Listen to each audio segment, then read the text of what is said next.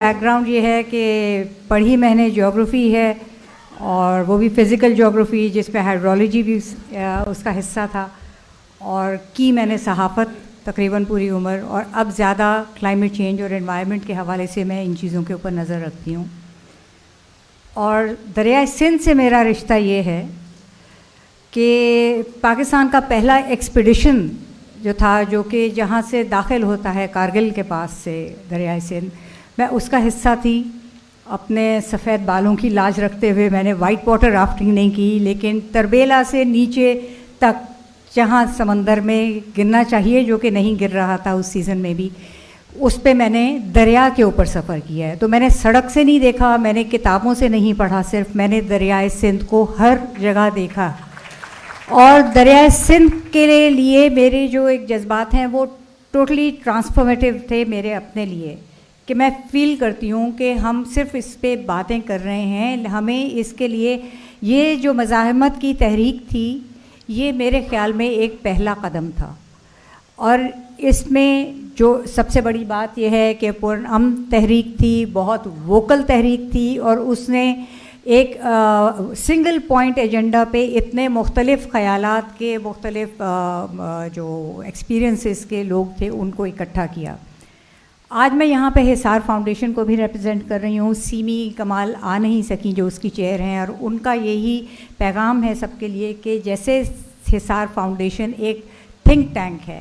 اس کے پاس technical knowledge ہے، اس حوالے سے اس ٹیکنیکل نالج کے حوالے سے جتنا بھی کام ہے وہ جسٹس کے پلیٹ فارم پہ ہے، کہ اگر کہیں کسی بھی وسائل کی منصفانہ تقسیم نہیں ہے تو ہم کسی مسئلے کو حل نہ سمجھیں، اس میں ہمیشہ کوئی نہ کوئی ایسے مسائل ہوں گے جو کہ سر اٹھاتے رہیں گے۔ تو یہ ابھی پہلا قدم تھا، ہم نے ایک رول بیک کیا ہے ایک اس ایسے اقدام کو جو ہمارے لیے صرف ایک جذباتی لگاؤ کے حوالے سے نہیں، ٹیکنیکلی ہمارے لیے نقصان دہ تھا۔ کوئی یہ بتا دے کہ ابھی تک دنیا میں کارپوریٹ فارمنگ ہمارے جیسے غریب ملک کے لوگوں میں کیا اس کے کوئی ثمرات ملے ہیں کسی کو؟ اس سے امیر مزید امیر ہوتے ہیں، ہمارے لوگوں میں اس کا کوئی فائدہ نہیں ہے۔ آپ نے اس کا ذکر کیا فوڈر کا، کہ فوڈر وہاں پہ ایکسپورٹ ہوتا ہے اتنا زیادہ۔ کل کو اگر دنیا کی مارکیٹ ڈیمانڈ کرے گی کہ وہاں پہ کٹ فلاورز چاہیے دنیا کو، تو آپ کٹ فلاورز اگائیں گے۔ تو یہ جو فوڈ سیکیورٹی کے ساتھ اس کو جوڑا جا رہا ہے، food security corporate farming ensure نہیں کرتی، وہ مارکیٹ فورسز کے ساتھ چلتی ہے، مارکیٹ کی جو ڈیمانڈ ہوگی وہ۔ تو ہمیں یہ چیز جب ہم انصاف کی بات کرتے ہیں، منصفانہ وسائل کی تقسیم کی بات کرتے ہیں، چاہے وہ پانی ہو، چاہے آب و ہوا ہو، یہ تمام چیزیں ایک ساتھ جڑی ہوئی ہیں۔ ہم یہ دیکھیں کہ ہم ایک جگہ کو زرخیز کر کے ہم دوسرے جگہ کو بنجر کر کے کس طرح سے انصاف کے تقاضے پورے کرنے ہیں۔ مجھے بہت خوشی ہے یہاں پہ کہ جو وہ برادری یہاں اتنی فورس میں موجود ہے جس کا کام ہی لوگوں کو انصاف دلانا ہے۔ آپ سامنے بیٹھے ہوئے ہیں، ہم لوگ بیٹھے جو کراچی میں تھے، ببلو میں ہمارا دل لٹکا ہوا تھا، ہم روز وہاں پہ جو کچھ ہو رہا تھا اس کو دیکھ رہے تھے، اور اس کو لوگوں کو ہم مثال دے رہے تھے کہ آپ کو لگ رہا ہے کہ رسد کے وسائل جو ہیں اس میں رکاوٹ ہو گئی۔ کبھی آپ نے اس طرح کی کوئی تحریک دیکھی ہے جس نے صرف ایک پوائنٹ پہ آ کے صرف یہ کہا ہے کہ آپ ہماری بات سنیں بغیر کوئی فیصلہ نہ کریں؟ اور یہ کیوں کہنا پڑا؟ جیسے ابھی تالپور صاحب نے بھی کہا، کیونکہ جو ہم نے نمائندے تو چنے میں ہیں، ہمیں یہ لگ رہا تھا کہ وہ نمائندے ہماری وہ بات، ہمارے وہ تحفظات، ہمارے وہ خدشات نہیں پہنچا رہے، اور ان پہ وہ ایکشن نہیں لے رہے جس سے ہمارے وہ تحفظات دور ہوں۔ تو یہاں میں یہ ضرور کہنا چاہوں گی کہ سندھ، پورے دریائے سندھ کے ساتھ کی دھرتی سندھ کی دھرتی ہے۔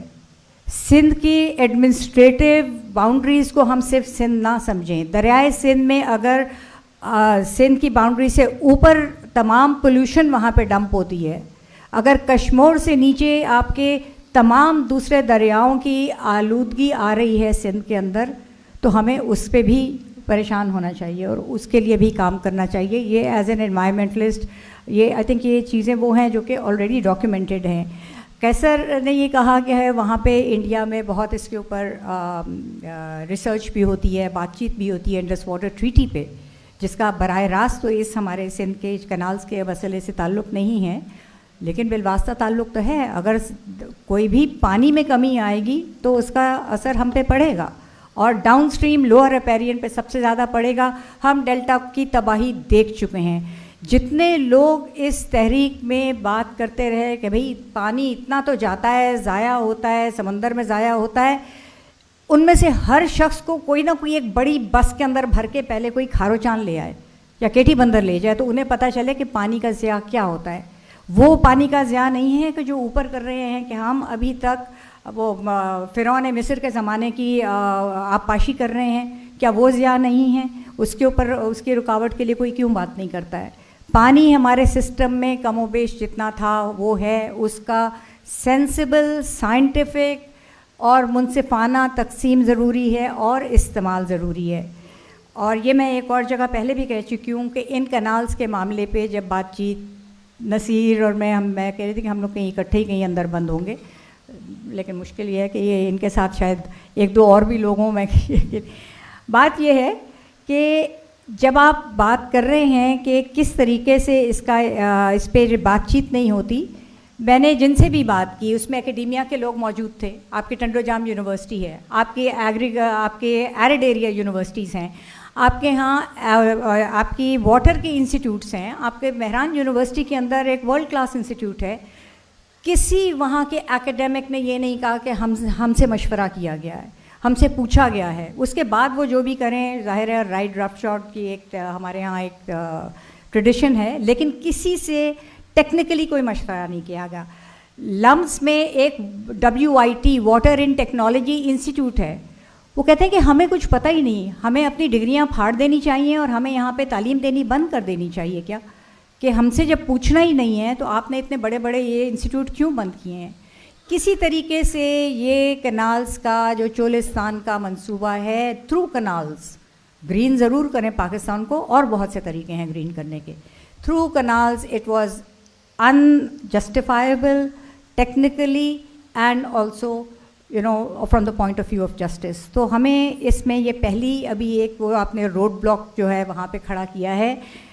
अब CCI की मीटिंग होगी, CCI की मीटिंग में अगर बाय मेजॉरिटी वो अपने उसी डिसीजन की तरफ जाते हैं जिसको हमने रोका है, तो ये मैं यहाँ पे सिर्फ एक कॉशनरी नोट दे रही हूँ। और शहाब यहाँ बैठे हुए हैं, आप से मैं गाइडेंस लेना चाहूँगी, फिर क्या हमारा what is the plan B,